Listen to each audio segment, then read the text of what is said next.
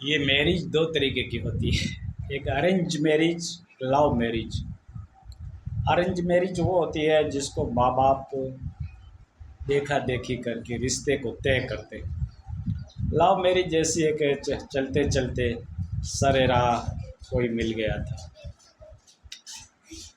کالجوں میں، اسکولوں میں، فرینڈ شپ میں، چپکے چپکے، چوری چوری کہیں سے انسان دل لگا بیٹھتا ہے، اور پھر کیا ہے کہ ہم انتظار کریں گے قیامت تک،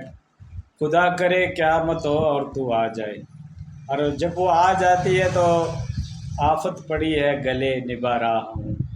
ایسے بھی ڈائلاگ بولے جاتے ہیں۔ شوق انسان کا تھوڑی دیر کے لیے، اور ٹینشن ڈپریشن دنیا بھر کے لیے، تو نہ ہوا مال جاؤ کپڑے پہ نکالا۔ تو دوستو، زندگی کی کہانی ٹھیک اسی طریقے سے ہے۔ ڈی جے بجائے جاتے ہیں، گاجے باجے، بیہودہ شین، انگ پردرشنی، باڈی ایگزیبیشن، بے حیائی بے شرمی کے بڑی بڑی ایکٹیویٹی پرفارمنس کی جاتی ہے، بے حیائی کی اور بے شرمی کی انتہا ہو جاتی ہے شادیوں کے اندر، اور امید لگائے بیٹھے ہیں کہ ہماری اولاد عمر بن عبدالعزیز پیدا ہوگی،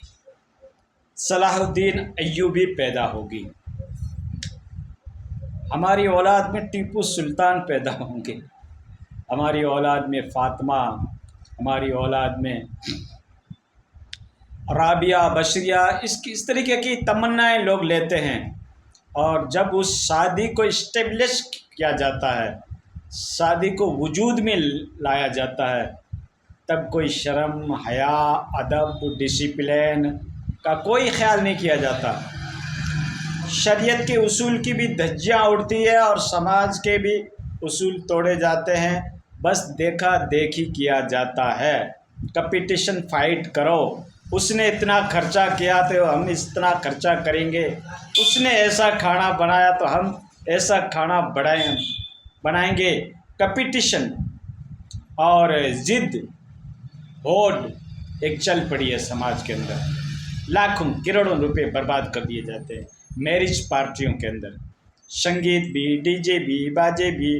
گاجے بھی، بے حیائی بھی، انگ پردرشنی بھی، بچوں کا ناچ کود بھی، اختلاط مرد عورت بھی، سب کچھ جو کام نہیں ہونا چاہیے وہ ہو جاتا ہے، مطلب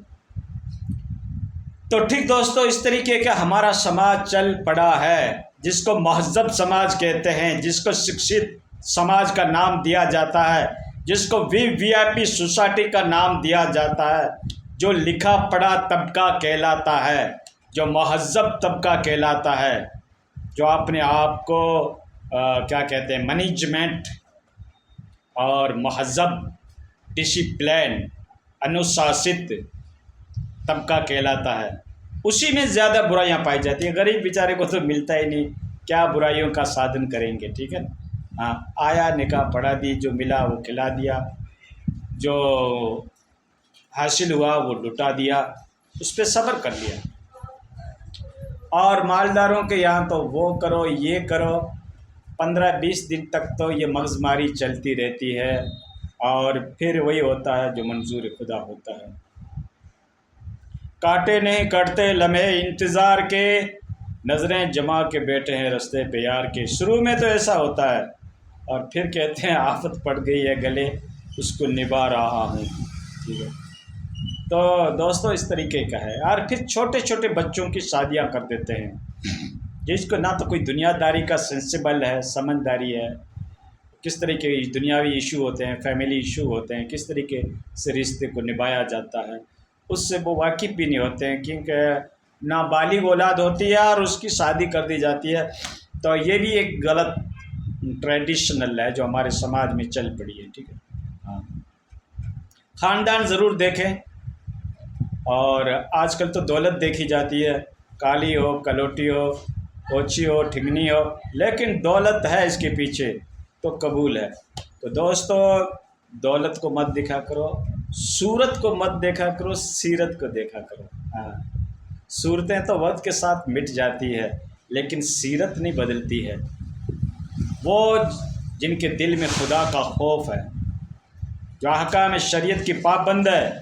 جو اپنے شوہر کے حقوق اور رائٹ اور ادھیکار کا خیال کرنے والی ہے، وہ بڑھاپے میں بھی آپ کی سیوا کرے گی۔ اور یہ بھی ہے کہ گھر کی آپ عورتیں جو ہے اس میں اللہ ماشاء اللہ کسی کو ہدایت دے دیتے ہو، میں یہ نہیں کہتا کہ سارے بیگانے ہوتے ہیں، لیکن کہنے کا مطلب یہ ہے کہ تجربہ، ایکسپیرینس، انوبھو، آبزرویشن، دنیا کے حالات اور واقعات، سچویشن، گردش اور لائف کی ریکوائرمنٹ، تو سب کچھ کا جب ہم انالیسس کرتے ہیں، جائزہ لیتے ہیں، تو اس نتیجے کے اوپر پہنچتے ہیں کہ ایسا ہی ہوتا ہے۔ تو ٹھیک دوستو، اللہ آپ کو ہدایت عطا فرمائے۔ خاندان کو دیکھا کرو، اگلے کی عادت کو دیکھا کرو، دینداری کو دیکھا کرو، حسن سلوک کو دیکھا کرو، کس طریقے کی خصلتیں ہیں اس کو دیکھا کرو۔ پھر کیا پچھتانے سے کیا فائدہ جب چڑیا چگ گئی کھیت۔ تو دیکھ کے، سوچ کے، سمجھ کے، دیکھنے میں دیکھنا کرو گے تو انشاءاللہ آپ کی شادیاں قابل قبول ہوگی۔ اور اگر لڑکا لڑکی راضی ہے تو آپ اس کا بھی خیال کریں، اس کو بھی اہمیت دیں، ٹھیک ہے نا۔ ہم زبردستی کسی کے یہاں باندھ دیتے ہیں، اور پھر کیا ہے کہ لڑکا لڑکی کی منشا نہیں ہوتی ہے، اور رشتے زیادہ دیر تک نہیں چلتے بھی ہیں تو اس میں کرائسس، لفڑے جھگڑے ڈیلی